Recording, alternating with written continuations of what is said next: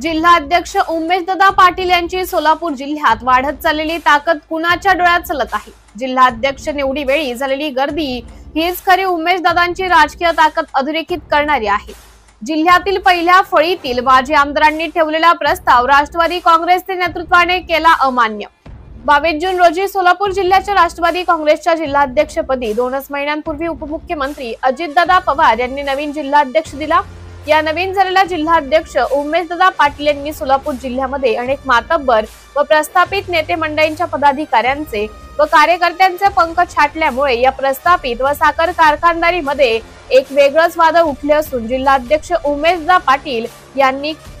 खिंडीत पडण्यासाठी नवे राजकीय डाव टाकण्यास या सोलापूर जिल्ह्यातील राजकीय नेते मंडळींनी सुरुवात केली आहे। पण मुरब्बी आणि उच्च शिक्षित व राजकीय क्षेत्राचा प्रलब्ध अनुभव असणारे जिल्हाध्यक्ष उमेश पाटील यांनी या सर्व जिल्ह्यातील नेते मंडळींना आपल्या सोलापूर जिल्ह्यातील राष्ट्रवादी काँग्रेसच्या जिल्हाध्यक्ष पदाच्या निवडीवेळी चोख प्रत्युत्तर दिले असून जिल्हाध्यक्ष पदावली सोलापूर येथे झालेली प्रत्येक तालुक्यातील इच्छुकांची प्रचंड गर्दी, त्याचबरोबर राष्ट्रवादी काँग्रेसच्या सर्व सेल व आघाड्यांसाठी इच्छुक असणारे सर्वच नेते मंडळी व यावेळी प्रत्येक तालुक्यातून झालेल्या प्रत्येक पदाधिकाऱ्यांची शक्ती प्रदर्शन हे अधोरेखित करते की उमेशदादा पाटील हेच आगामी काळामध्ये सोलापूर जिल्हा राष्ट्रवादी काँग्रेसचे बॉस होणार असून यामुळेच या सर्व जुन्या प्रस्थापित नेते मंडळींचे धाबे दणाणले आहेत। आपल्याला कुठेतरी मोहाच्या सावली बंगल्यावर हेलपाटे घालायची वेळ येऊ शकते, ती येऊ नये म्हणून अनेक जण उपमुख्यमंत्री अजितदादा पवार यांच्यावरती दबाव तंत्राचा अवलंब करताना सोलापूर जिल्ह्यात दिसत असून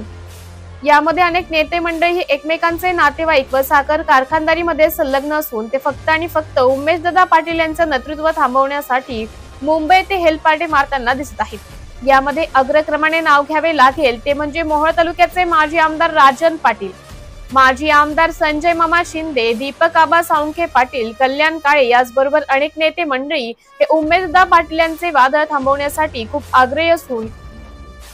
या सर्वांना उमेशदादा पाटील यांचं नेतृत्व जिल्ह्यात मान्य नसल्याचं जरी दिसत असले तरी उपमुख्यमंत्री अजितदादा पवार व पवार कुटुंबियांच्या अत्यंत निकटवर्तीय समजले जाणारे उमेश पाटील हेच आगामी काळात सोलापूर जिल्ह्यात राष्ट्रवादी काँग्रेसचे नेते होणार आहेत। त्यामुळे सोलापूर जिल्ह्यातील सर्व नेते मंडळींनी कितीतरी आपले देव पाण्यात ठेवले तरी पण कसलाही आणि किंचितही फरक पडणार नसल्याचं एकंदरीत चित्र संपूर्ण सोलापूर जिल्ह्यात राष्ट्रवादी काँग्रेस पक्षामध्ये आहे।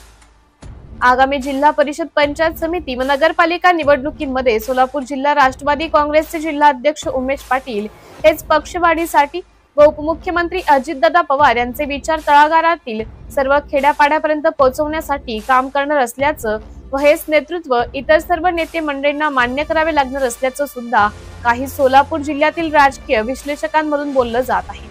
त्यामुळे ज्या 2 महिन्यांमध्ये जिल्हाध्यक्ष झाल्यानंतर ज्या अंतर्गत काही घडामोडी घडल्या आहेत त्या सर्व फक्त एक वायफळ चर्चा असून उपमुख्यमंत्री अजितदादा पवार सर्वसमावेशक विचार करून उमेशदादा पाटील यांच्यावर आगामी जिल्हा परिषद, पंचायत समिती व नगरपालिका निवडणुकींची जबाबदारी देण्यासाठी ठाम आहेत असे एकंदरीत आजच्या तरी राजकीय परिस्थितीवरून आपल्याला दिसत आहे।